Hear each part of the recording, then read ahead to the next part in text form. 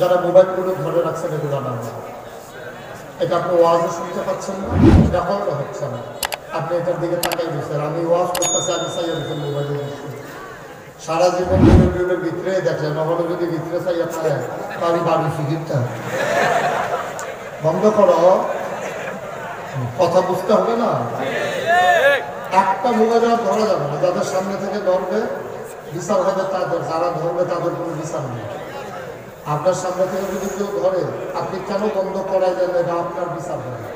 বাংলাদেশের সমস্যা হচ্ছে এটাই, খারাপ মানুষ কিন্তু বাংলাদেশে বেশি না, খারাপ মানুষ 2-4 জন, এটা নিজে খারাপ করে কেউ ডাক দেয় না। যদি আমরা ডাক শুনতো 313 জন মেম্বার অফ পার্লামেন্ট, আমলা কামলা বদুল্লা র্যাব গোয়েন্দা ব্যবসায়ী উপদেষ্টা সব একসাথে পালাতে হয় না, ঠিক না?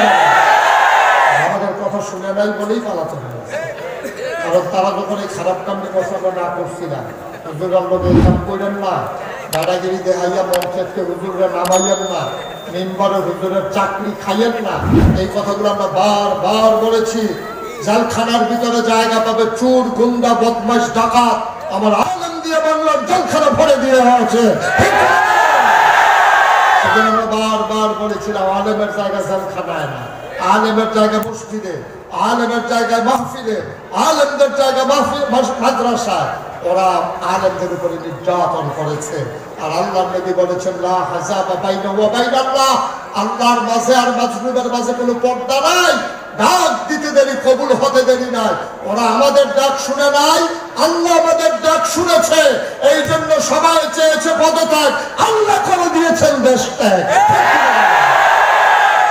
সুতরাং কথা শুনবা না তো বিপদে পড়বো, আমাদের কিচ্ছু হবে না।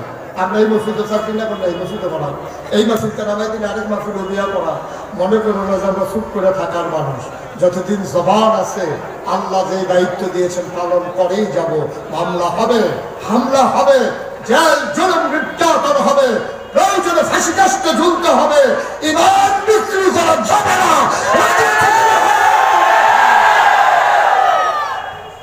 সুতরাং কোনোভাবে আপোষ করার সুযোগ নেই। খুব মনে রাখবেন, খাতনামি করার জায়গা সব জায়গায় না।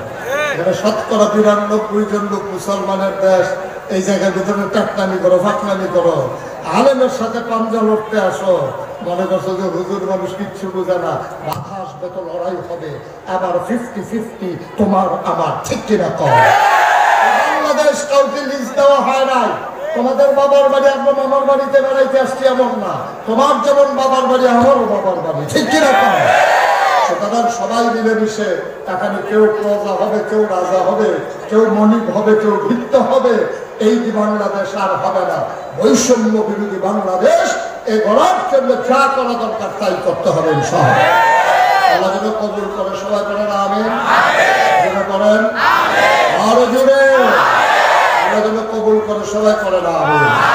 আমি বলছিলাম যে সবাইকে বসিয়ে দেওয়ার জন্য একটা লোকও দাঁড়াই থাকার দরকার নেই। ওই জন্য আমার পাশে যারা এসে বসে আপনি আরেকবার সরম খাইছে মহিলা মানুষ, আচ্ছা মিটা